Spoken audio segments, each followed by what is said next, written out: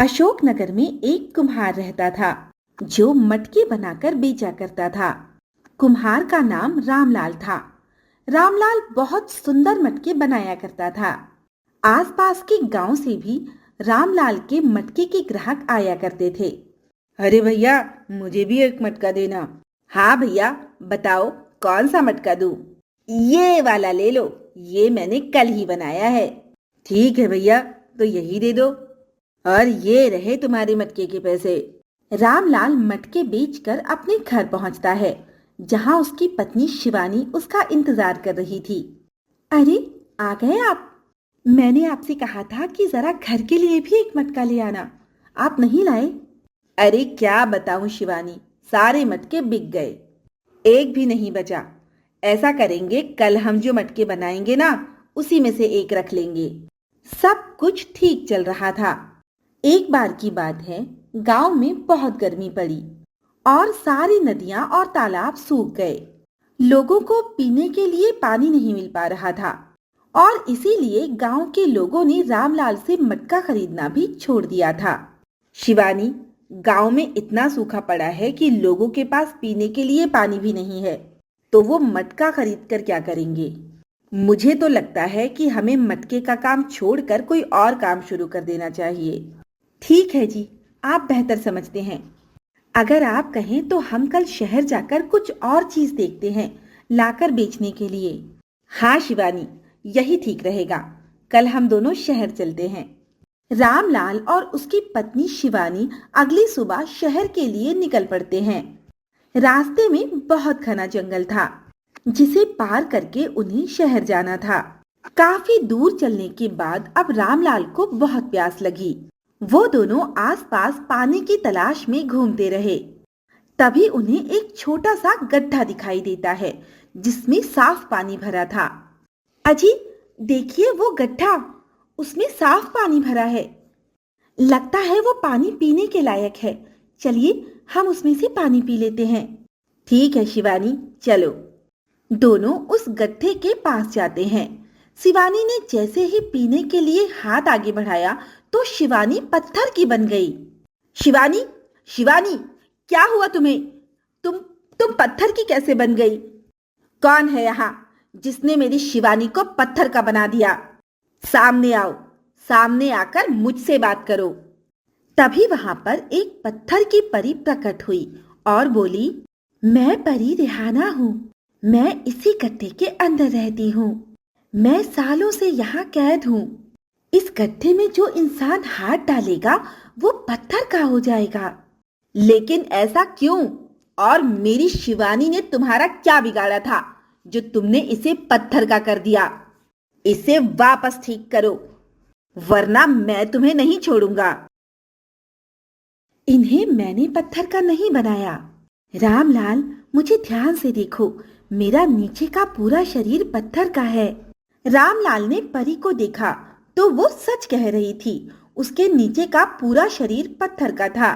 रामलाल, क्या कारण जानना नहीं चाहोगे कि मेरा आधा शरीर पत्थर का कैसे है और तुम्हारी पत्नी पत्थर की कैसे हो गई? कारण तो मुझे जानना ही होगा, क्योंकि मैं अपनी पत्नी को किसी भी कीमत पर पत्थर का नहीं रहने दूंगा। तो फिर सुनो रामलाल, इस जंगल के बाएं साइड पर एक बहुत खूबसूरत बगीचा है, जहां परियां रहती हैं। मैं भी वहीं रहती थी। जब गर्मियों का मौसम आता था तो हम इस गांव की नदियों में जादू से पानी भर दिया करते थे। एक बार मैं नदी में पानी भर रही थी, तभी तुम्हारे गांव के एक आदमी ने मुझे देख लिया और उसने मुझे दौड़कर पकड़ लिया। हम पानी की परियां हैं।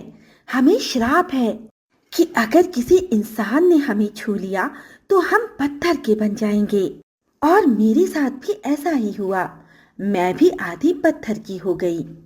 मैं वहां से भागकर अपने घर जाना चाहती थी, लेकिन इससे पहले कि मैं अपने परीलोक पहुंच पाती, मैं पत्थर की बन रही थी। और इस जंगल में पहुंचते पहुंचते मेरी शक्तियों ने भी मेरा साथ छोड़ दिया। तब से मैं इसी पानी के गड्ढे में रहती हूँ। अगर तुम चाहते हो कि तुम्हारी बीवी पत्थर से वापस इंसान बन जाए, तो उसके लिए तुम्हें मेरी मदद करनी होगी रामलाल। हाँ, बताओ, मैं तुम्हारी क्या मदद कर सकता हूँ? मैं तुम्हारी मदद जरूर करूँगा। तुम्हें हमारे देश परीलोक जाना होगा और वहां से रानी माँ से जादुई मटका मांग कर लाना होगा। लेकिन ये काम इतना आसान नहीं है। परियां तुम्हें देखते ही छुप जाएंगी। हो सकता है कि वो तुम पर हमला भी कर दें। तुम्हें उन्हें किसी भी तरह विश्वास दिलाना होगा कि तुम सच कह रहे हो, और फिर तुम्हें वो जादुई मटका हासिल करना होगा जो कि रानी माँ के पास है। ठीक है, मैं जरूर वहां जाऊंगा। अब रामलाल परियों के देश की तरफ निकल पड़ता है। काफी दूर चलने के बाद उसे वो बगीचा दिखाई देता है जिसकी बात पत्थर की परी ने की थी। रामलाल जैसे ही उस बगीचे के दरवाजे पर पहुंचता है, एक आवाज आती है, रुक जाओ, कौन हो तुम? तुम अंदर नहीं जा सकते। मैं रामलाल हूँ। मैं रानी परी से मिलकर जादुई मटका लेने आया हूँ। अंदर जाने के लिए तुम्हें अपने शरीर में से किसी भी अंग की कुर्बानी देनी होगी। उसके बिना तुम अंदर नहीं जा सकते। रामलाल सोच में पड़ जाता है कि क्या उसे अपने शरीर के एक अंग की कुर्बानी दे देनी चाहिए, लेकिन फिर उसे अपनी पत्नी याद आती है और रामलाल सोचता है, मैं अपनी पत्नी के बिना नहीं रह सकता। उसे पाने के लिए अगर मुझे अपने शरीर का एक अंग देना भी पड़े तो मुझे मंजूर है। फिर रामलाल कहता है, मुझे मंजूर है। तो बताओ, तुम अपने शरीर का कौन सा अंग देना चाहोगे? आप मेरा एक हाथ ले लीजिए और मुझे अंदर जाने दीजिए। रामलाल के इतना कहते ही उसका एक हाथ गायब हो जाता है और दरवाजा खुल जाता है। रामलाल दरवाजे से अंदर चला जाता है। अब रामलाल ने देखा कि वहां बहुत सारी परियां खेल रही थीं। रामलाल ने उनके पास जाकर उनसे कहा, मैं रानी परी से मिलना चाहता हूँ।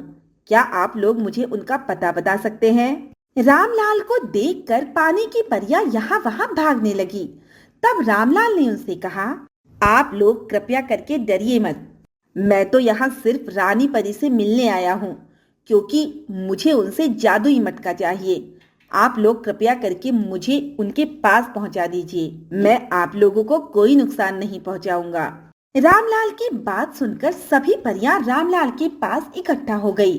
उनमें से एक परी बोली, रामलाल, तुम गेट के अंदर तो आ गए हो, लेकिन तुम्हें आगे जाने के लिए अपने शरीर के एक अंग की कुर्बानी देनी होगी।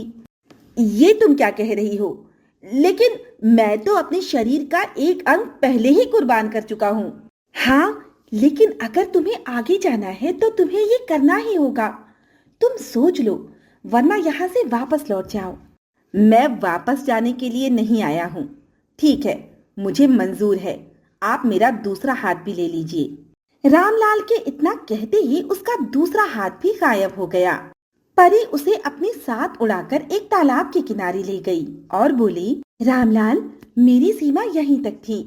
रानी परी इसी तालाब में रहती है। अब मैं चलती हूँ। परी ऐसा कहकर वहाँ से चली गई। अब रामलाल ने रानी परी को आवाज लगाया, रानी परी, कहाँ हैं आप? रामलाल की आवाज सुनकर एक मगरमच्छ बाहर आया और बोला, कौन हो तुम और यहाँ क्यों आए हो? रामलाल ने मगरमच्छ को सारी बात बताई। मगरमच्छ ने भी रामलाल के सामने वही शर्त रखी, मुझे मंजूर है, तुम मेरी आंखें ले लो। रामलाल के इतना कहते ही वो अंधा हो गया। अब मगरमच्छ उसे तालाब के अंदर ले गया और छोड़ दिया। तब रानी परी बोली, आओ रामलाल, तुम पहले इंसान हो जो यहाँ तक पहुँचे। आप कौन हैं? कृपया मुझे रानी परी के पास ले चले। रामलाल, मैं ही रानी परी हूँ। रानी परी, कृपया करके मुझे वो जादुई मटका दे दें, जिससे परी और मेरी पत्नी दोनों वापस से इंसान बन जाए। ठीक है रामलाल, तुम बहुत अच्छे हो। तुमने खुद से ज्यादा दूसरों के बारे में सोचा, इसीलिए मैं तुम्हें वो जादुई मटका दे देती हूँ और तुम्हारे शरीर के खोए हुए अंग भी वापस कर देती हूँ। इतना कहकर रानी परी ने रामलाल को ठीक कर दिया और उसे जादुई मटका भी दे दिया। अब रामलाल वो मटका लेकर अपनी पत्नी के पास पहुंचा। परी, ये लो, मैं ये मटका ले आया हूँ। परी ने वो मटका लिया और उसका पानी खुद पर और रामलाल की पत्नी पर डाला। वो दोनों ठीक हो गए। तुम्हारा बहुत बहुत धन्यवाद रामलाल। आज तुम्हारी वजह से मैं ठीक हो गई और अपने राज्य वापस जा सकूंगी। ये मटका तुम रख लो रामलाल, ये जादुई मटका है। इसका पानी कभी खत्म नहीं होगा। ये तुम्हारे सारे गांव वालों के लिए काफी है। रामलाल ने वो मटका रख लिया और खुशी खुशी अपने गांव लौट आया। और इस तरह रामलाल के गांव की पानी की समस्या हमेशा हमेशा के लिए खत्म हो गई।